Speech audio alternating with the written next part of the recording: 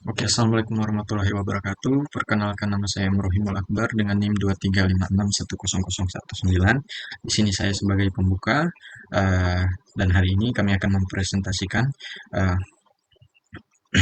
bagaimana PT Logistik Nusantara mengubah otomasi dari ancaman menjadi peluang dengan mengimplementasikan digital twin dan AR VR untuk mengatasi resistensi karyawan di PT Global Logistik Nusantara. Oke, lanjut slide selanjutnya. Oke, di slide selanjutnya yaitu tahap 1, identifikasi dan kelayakan. Uh, di sini resistensi karyawan adalah bottleneck utama otomasi, bukan teknologi. Jadi ada 4 poin yang akan saya bacakan. Yang pertama, frustasi pasif, tidak ada retensi terbuka, tetapi minim inisiatif menunggu instruksi. Yang kedua, resistensi aktif, takut digantikan robot, plus tidak tahu cara mengoperasikannya. Nah, di sini mayoritas karyawan berada. Yang selanjutnya, kolaborasi manusia dan mesin, paham teknologi plus merasa diberdayakan. Yang selanjutnya, kecemasan laten, tampak tenang tetapi mendam kekhawatiran mendalam, potensi sabotase halus. Masalahnya psikologis, kesimpulannya masalahnya ini adalah psikologis bukan teknis, jadi pendekatan tradisional gagal. Oke, untuk slide selanjutnya masih di tahap 1, menjawab ketakutan dengan visibilitas pendekatan manajemen perubahan imersif dari pendekatan tradisional yang menggunakan metode pelatihan kelas teoritis dan manual PDF. Dampaknya karyawan merasa teknologi adalah kotak hitam yang mengancam. Hasilnya adaptasi lambat, tingginya error rate saat transisi. Nah, di sini kami akan menggunakan pendekatan baru, yaitu pendekatan imersif. Metode yang digunakan ada 2 di sini. Yang pertama, metode digital twin, memberikan transparansi, karyawan dapat melihat simulasi masa depan gudang secara real time, mengatasi ketakutan visual. Metode yang kedua yaitu pelatihan VR dan panduan AR, memberikan pemberdayaan pelatihan berbasis muscle memory tanpa risiko merusak alat fisik, mengatasi skill GAP. Terus selanjutnya masih di tahap 1, analisis kelayakan bisnis dan teknis, menunjukkan kesiapan eksekusi. Di sini ada 5 poin. Yang pertama, kesiapan data historis gudang, teknis, kesiapan infrastruktur IoT, teknis, kapasitas bandwidth jaringan, teknis, dukungan manajemen dan sponsor, itu bisnis, urgensi penurunan downtime, bisnis.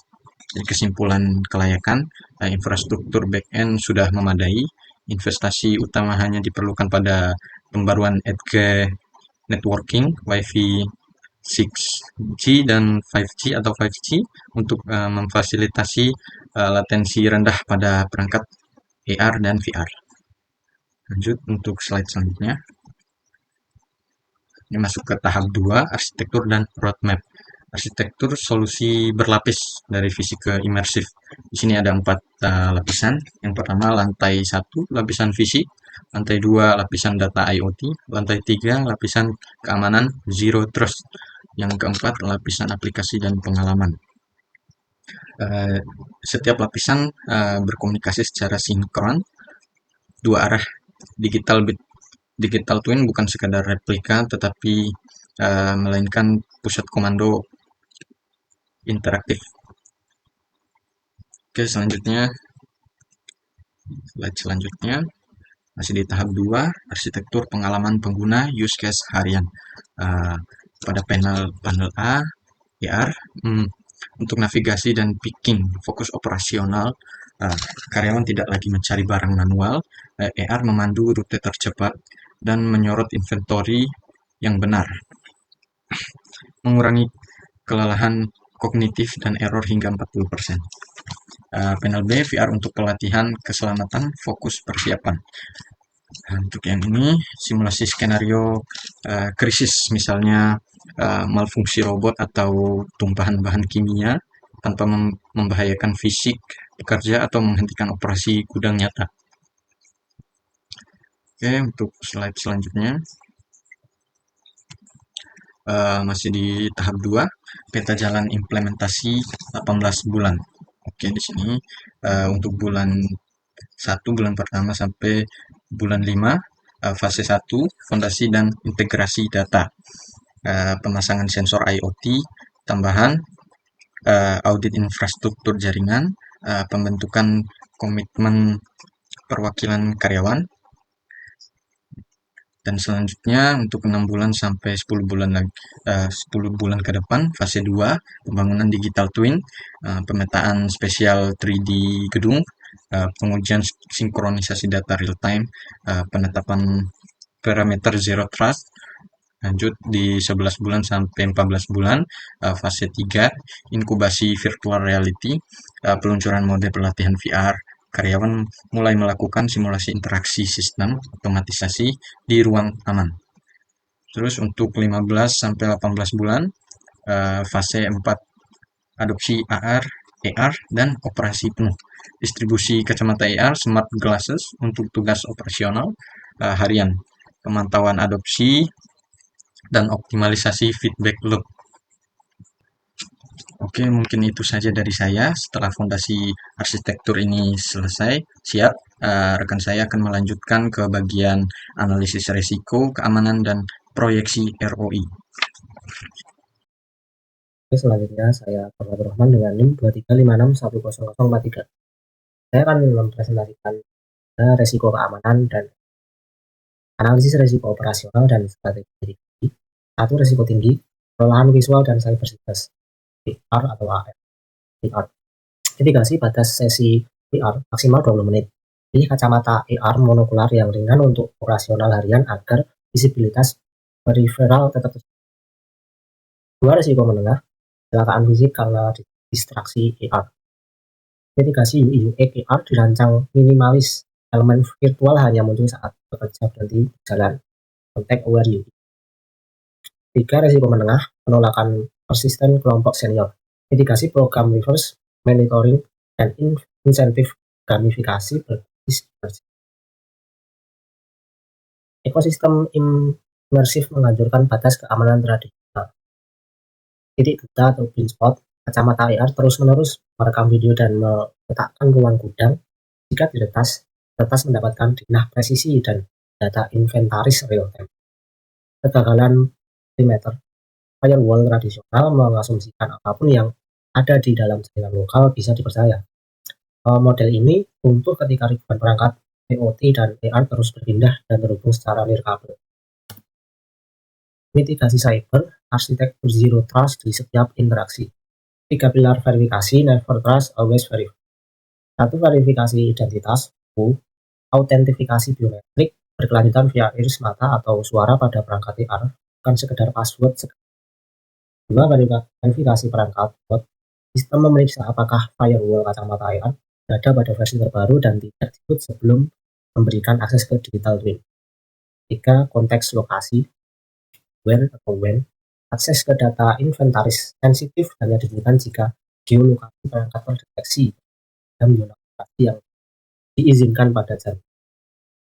Oke, kita lanjut ke tahap selanjutnya di tahap 3 tentang estimasi anggaran transisi menuju pengeluaran berbasis nilai.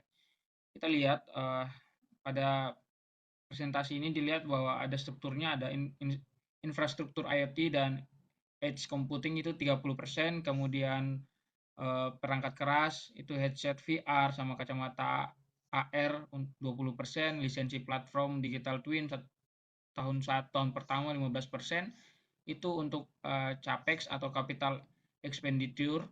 Kemudian dilanjutkan ke OPEX, operational expenditure, itu ada integrasi dan arsitektur zero trust security itu 15%, cloud hosting dan bandwidth itu 10%, kemudian pemeliharaan dan pelatihan karyawan lanjutan itu 10%. Di mana mayoritas anggaran diarahkan pada penguatan infrastruktur dasar dan keamanan yaitu IoT dan Zero Trust, memastikan bahwa investigasi ujung AR dan VR berjalan di atas fondasi yang stabil dan aman. Maksudnya adalah pada slide ini kami memandang anggaran bukan hanya sekedar sebagai biaya IT biasa, melainkan pengeluaran berbasis nilai atau value based spending. Dari total anggaran, kami mengalokasikan 45% untuk perangkat lunak digital twin dan 35% untuk perangkat keras AR industri. Kalau mau dilihat bahwa mulai dari integrasi arsitektur Zero Trust Security itu 15%, cloud hosting itu 10%, sama pemeliharaan karyawan itu 10%. Jadi kalau ditotalkan menjadi 35%. Nah, kunci keberhasilan pada alokasi ada pada 20%, di mana untuk konsultasi change, manajemen, dan pelatihan. Mengapa ini penting? Karena sebagus apapun teknologi yang dibeli, jika tidak ada anggaran untuk mendampingi psikologi karyawan saat transisi, proyek otomasi ini pasti gagal. Kita lanjut ke slide selanjutnya. Di proyeksi ROI mencapai break-even point dalam 14 bulan. Yang terlihat pada slide yang ditampilkan bahwa di sini terlihat bahwa di bulan ke-14 itu ada terjadi break-even point. Nah, di sini yang pertama, penurunan waktu onboarding karyawan baru hingga 60%, itu efisiensi pelatihan VR, kemudian peningkatan akurasi picking menjadi 99,8%, itu panduan presisi AR, kemudian reduksi turnover karyawan karena minimnya rasa frustasi. Kemudian di sini untuk slide 12 ini kami memproyeksikan sistem pelatihan imersif akan mencapai titik impas atau break-even point tepat pada 14 bulan. Bagaimana kami bisa mencapai angka tersebut? Secara kritis, ROI ini didapatkan dari penghematan biaya ekstrim atau cost avoidance. Kemudian pertama, kita menghemat 50% waktu pelatihan konvensional. Kedua, yang paling krusial, kita mencegah 100% downtime operasional. Karyawan yang berlatih secara virtual dengan digital twin sehingga gudang di dunia nyata tetap beroperasi penuh menghasilkan pendapatan. Selain itu, pendampingan asisten kacamata AR di lapangan akan menekan tingkat kesalahan dan kerusakan robot hingga 90% pada masa awal adaptasi. Selanjutnya kita masuk ke sintesis manusia di pusat otomasi gudang. Terlihat di sini secara jelas bahwa otomasi sejati tidak menggantikan manusia dengan mesin. Otomasi sejati memutahirkan kapabilitas manusia melalui transparansi data yang absolut dan keamanan yang tanpa kompromi. Seringkali untuk industri 5.0 disalahartikan sebagai mesin yang menggantikan manusia. Pendekatan kami di PT Global Logistik justru sebaliknya, manusia di pusat otomasi.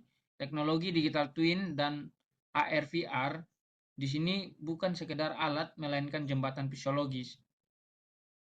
Kami menghilangkan rasa takut dan resistensi atau teknophobia dengan memberikan karyawan ruang aman untuk beradaptasi, belajar berkolaborasi dengan robot, dan mengubah perspektif mereka dari yang merasa terancam menjadi merasa diperkuat atau empowered oleh teknologi.